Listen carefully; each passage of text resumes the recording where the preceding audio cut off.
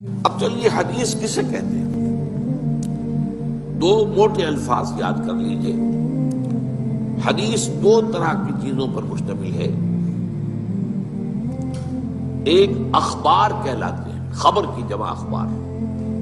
ایک آثار کہلاتے ہیں، اثر کی جمع آثار۔ خبر کسے کہتے ہیں؟ حضور کا کوئی قول ہو، کوئی فعل ہو یا تقریر ہو۔ اب یہ تقریر کو آپ نہیں سمجھتے، تقریر تو آپ سمجھتے جو میں کر رہا ہوں یہ تقریر ہے، یہ تو ہے تقریر۔ اصل میں تقریر یہاں اس کے معنی کیا ہے کہ کوئی کام حضور کے سامنے کیا گیا اور آپ نے روکا نہیں، برقرار رکھا، تو اسے ایک سند حاصل ہو گئی۔ جب حضور کے سامنے کام کیا، آپ نے دیکھا اور آپ نے منع نہیں کیا، روکا نہیں، کہا جائز ہے، تو یہ گویا کہ ایک سند ہو گئی کہ حضور کی طرف سے ایک طرح کی اس کو منظوری جو ہے امپلائڈ، حضور کی طرف سے ریکگنیشن حاصل ہو گئی۔ تو حضور کے اقوال، حضور کے افعال، حضور کی تقریر، یہ کہلاتے اخبار، خبر کی جمع اخبار۔ اور آثار ہیں کسی صحابی کا قول یا صحابی کا عمل یا صحابی کی تقریر، اس لیے کہ یہی گمان غالب ہے کہ صحابی جو بات کہہ رہا ہے وہ اپنی طرف سے نہیں کہہ سکتا، صحابی جو عمل کر رہا ہے وہ اپنی وجہ سے نہیں کر رہا۔ صحابی کا قول بھی، صحابی کا عمل بھی اور صحابی کی تقریر بھی، جیسے رسول کا قول، رسول کا عمل، رسول کی تقریر، یہ اخبار ہے۔ صحابی کا قول، صحابی کا عمل، صحابی کی تقریر، یہ آثار ہے۔ اور ان دونوں کو جمع کر کے حدیث کہتے ہیں۔ حدیث کے اندر اخبار بھی ہے اور آثار بھی ہے۔ اب آئیے حدیث جو رسول کی ہے اس میں یہ جان لیجئے کہ اس کے دو حصے ہوتے ہیں۔ ایک متن، حضور نے کیا فرمایا، ایک ہے سند، حضور سے کس نے سنا، اس سے کس نے سنا، اس سے کس نے سنا، اس سے کس نے سنا، یہ روایت کہلاتی ہے۔ اور یہ لنکس، یہ کڑیاں جو ہیں یہ راوی کہلاتی ہیں۔ اب اگر حضرت امام بخاری کوئی حدیث اپنی کتاب میں لا رہے ہیں تو اپنی شخصیت سے لے کر حضور تک کے درمیان کے تمام لنکس دینے پڑیں گے، تب وہ بات جو ہے وہ حدیث ایک مستند درجے کی حدیث سمجھی جائے گی۔ یہ ہے روایت، کڑیاں۔ حضور سے صحابی نے، صحابی سے تابعی نے، تابعی سے تبع تابعی نے، بعض اوقات صحابی صحابی سے روایت کرتے ہیں۔ کسی ایک موقع پر ایک صحابی موجود تھے، دوسرے نہیں تھے، تو انہوں نے وہ بات سنی ہے، اب انہوں نے دوسروں کو بتائی تو وہ ان صحابی کے حوالے سے بات کریں۔ لیکن یہ کڑیاں جو ہیں یہ ہونی چاہیے حضور کی شخصیت مبارکہ سے لے کر محدث تک۔ پھر محدث سے ہمارے ہاں علماء کے اندر سند چلتی ہے۔ جو لوگ بھی دینی علوم سے فارغ التحصیل ہوتے ہیں ان کی بھی سند ہے، بخاری سے لے کر بھی نیچے تک بات آئے گی کہ جو محدث آج بیٹھا ہوا حدیث بیان کر رہا ہے، اگر وہ واقعی محدث ہے تو امام بخاری سے اپنے تک بھی اس کے پاس سلسلہ ہونا چاہیے۔ آپ اندازہ کیجئے کہ اس حدیث کے لیے کتنی محنتیں کی گئی ہیں اور کس قدر کوششیں ہوئی ہیں۔ اور یہ سند کی چھان بین کے لیے میں نے آپ سے عرض کیا تھا، تاریخ انسانی میں سند میں دیکھنا یہ پڑتا ہے کہ فلاں شخص جو بیچ میں آ گیا ہے اس کے بارے میں کوئی ایسی رپورٹ تو نہیں ہے کہ وہ جھوٹا تھا، کوئی ایسی بات تو نہیں ہے کہ اسے کچھ یادداشت اس کی کمزور ہو گئی تھی، کوئی سوء حفظ کا کوئی عارضہ تھا کہ بات یاد نہ رہتی۔ تو چھان بین تمام راویوں کی، اس کا نام ہے اسماء الرجال، لوگوں کے نام، راویوں کے تمام نام اور ان کی سیرت و کردار کے بارے میں سند۔ جیسا کہ میں نے عرض کیا، تاریخ انسانی میں یہ معاملہ کبھی ہوا ہی نہیں۔ واحد ایک شخصیت ہے محمد الرسول اللہ صلی اللہ علیہ وسلم کی کہ آپ کے احادیث کو پرکھنے کے لیے تمام راویوں کے حالات معلوم۔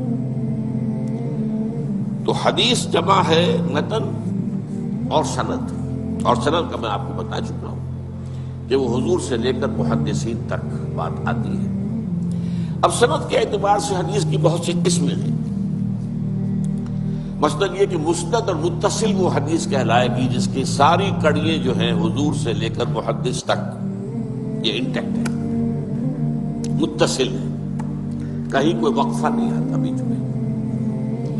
مرفوع وہ حدیث کہلاتی ہے جو حضور کے سے روایت کی جا رہی ہو بات، اس کے مقابلے میں مرسل ایک تابعی کوئی بات کر رہے ہیں اور حضور سے وہ روایت کر رہے ہیں اور یہ نہیں بتا رہے کہ حضور کے اور ان کے درمیان کس صحابی نے انہیں بتایا ہے، اسے مرسل کہیں گے۔ اب یہ درجات ہیں، مرسل کا درجہ وہ نہیں ہوگا جو مرفوع کا ہے۔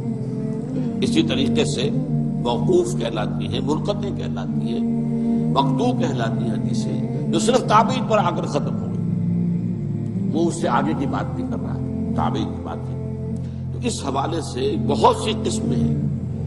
ایک متواتر حدیث ہوتی ہے جس کے کہ ہر لیول پر بہت سے راوی موجود، حضور سے کئی صحابہ نے سنا ہو، پھر ان سے ہر صحابی سے کئی تابعین نے سنا ہو، پھر ہر تابعی سے کئی جو ہے تبع تابعین نے سنا ہو، تو ہر جو لیول ہے روایت کا اس پر متعدد جو ہے کثیر جو ہے راوی موجود ہوں، تو ایسی حدیث کو متواتر کہا جاتا ہے۔ اس کا یہ بہت اونچا درجہ ہے احادیث کے اندر۔ اسی طریقے سے مشہور حدیث اسے کہتے ہیں کہ راویوں کی ہر سطح پر کم از کم 3 راوی، وہ 3 سے بھی زیادہ ہیں تب تو ہو گئے متواتر، لیکن اگر یہ کہ کم سے کم 3 ہر لیول پر موجود ہے تو وہ مشہور کہلائے گا۔ لیکن اگر کوئی ایک راوی ہے چل رہا ہے تو پھر اس کو غریب بھی کہیں گے، خبر واحد بھی کہیں گے۔ اسی طرح حدیث صحیح، حدیث حسن، حسن لغیرہ ہی، حسن لذاتی، یہ مختلف جو ہے احادیث کے سند کے اعتبار سے مختلف درجے ہیں، مختلف قسمیں ہیں۔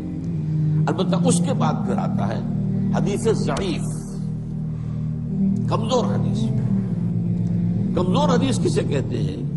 جس میں کسی ایک راوی کے بارے میں شک ہو کہ یا تو اس کا کردار جو ہے وہ معیاری نہیں تھا، اس کے اخلاق، اس کی سیرت، اس کے معاملات درست نہیں تھے، ایک راوی ہے بیچ میں ایسا، تو ضعف پیدا ہو گیا، کمزوری پیدا ہو گئی اس روایت کے اندر، اس لنک کے اندر ایک کڑی جو ہے گویا کہ کمزور ہے۔ اور یا یہ ہے کہ اس کے بارے میں یہ معلوم ہو کہ اسے سوء حافظہ، میموری جو ہے وہ اس کی کمزور اور اس کے اندر خرابی ہو، تو اس کے بھی شک پڑ جائے گا۔ تو اگر کسی ایک کڑی میں بھی ان 2 میں سے کوئی ایک بس پایا جاتا ہو تو وہ حدیث ضعیف کہلائے۔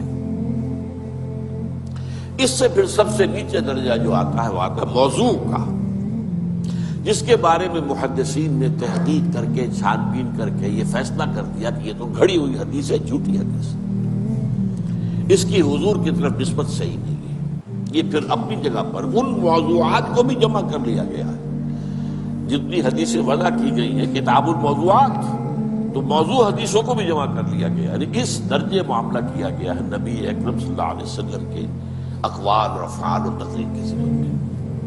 البتہ اس میں ایک بات میں عرض کروں گا کہ عام طور پر کسی حدیث کے ساتھ لکھ دیا جائے ضعیف، تو آج ہمارا خیال یہ ہوتا ہے کہ اس کو چھوڑو، نہیں، یہ نہیں۔ حدیث ضعیف جو ہے وہ ضعیف روایت میں کسی ایک کڑی کے اندر بھی اگر کوئی ضعف آ گیا تو ضعیف کہلائے گی، لیکن ضعیف حدیثوں کے اندر بہت سی اعلیٰ حدیثیں موجود، حکمت کے موتی موجود، علم اور حکمت کی قیمتی موتی موجود۔ اس کی وجہ کیا ہے؟ دیکھیے، ایک ہے سچ کا سچ ہونا، ایک ہے سچ کا سچ ثابت ہو جانا۔ کتنے سچ ہوتے ہیں جو اپنی جگہ سچ ہے، ان کو ثابت آپ نہیں کر سکتے۔ آپ نے وکلا سے سنا ہوگا کہ خالص سچ پر کوئی ایک مقدمہ بھی نہیں جیتا جا سکتا، کچھ نہ کچھ جھوٹ اس میں شامل کرتا رہتا۔ تو سچ کا ثبوت جو ہے وہ آسان کام نہیں ہے۔ اس کا یہ مطلب نہیں جو سچ ثابت نہ ہو سکے وہ جھوٹ ہے، یہ نہیں ہے۔ سچ ثابت نہیں ہو سکا، یہ اپنی جگہ بات ہوئی، لیکن پھر کیا اس کو ہم کہیں گے جھوٹ ہے؟ یہ نہیں۔ تو حدیث موضوع جو ہے وہ حدیث ضعیف جو ہے وہ کمزور تو ہے، موضوع نہیں ہے، وہ متروک نہیں ہوگی، وہ چھوڑی نہیں جائے گی۔ ہاں، اس سے کوئی حکم شرعی نہیں نکلے گا، شریعت کا حکم کسی شے کی حلت، حرمت، فرضیت وغیرہ، یہ حدیث ضعیف سے نہیں ہوگا۔ شریعت کے احکام جو ہے وہ اس سے بالا تر جو میں نے آپ کے سامنے طبقات رکھے حدیث کے، پھر انہی سے جو ہے شریعت کے احکام کا استنباط ہوگا۔ ضعیف حدیث سے شریعت کا کوئی حکم ثابت نہیں ہوتا، لیکن جیسا کہ میں نے عرض کیا، حکمت کے موتی بڑے بڑے علم کے، حکمت کے، وہ آپ کو ضعیف حدیثوں میں ملیں گے۔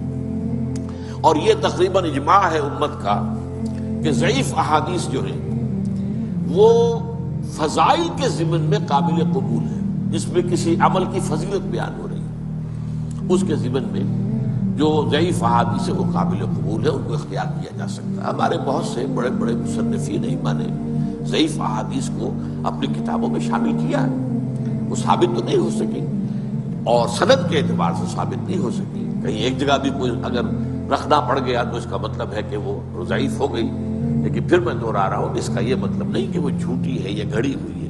اس کے لیے لفظ موضوع کا، حدیث موضوع وہ گھڑی ہوئی، جس کو کہ محدثین نے سوچ سمجھ کر جو ہے وہ موضوع قرار دیا۔